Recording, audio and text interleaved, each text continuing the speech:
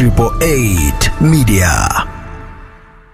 Kanda maalum ya Dar es Salaam linaendelea kutekeleza majukumu yake ya msingi ya kuzuia vitendo vya kihalifu kwenye maeneo mbalimbali ya jiji la Dar es Salaam. Na kwa ujumla hali ya usalama ya jiji letu la Dar es Salaam ni shwari, na wananchi wanaendelea kutoa taarifa mbalimbali ambazo ndizo zimekuwa nguzo muhimu inayosaidia kuzuia vitendo vya kihalifu. Hata hivyo, kama mnakumbuka, mara mwisho tuliongea mwishoni mwa mwezi Januari.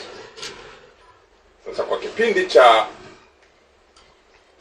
tarehe 30 ya mwisho wa Januari na mpaka tarehe ya leo Februari 24 mwaka huu wa 2026, Jeshi la Polisi Kanda Maalum ya Dar es Salaam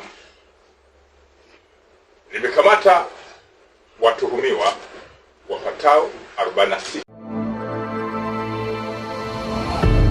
888 Media.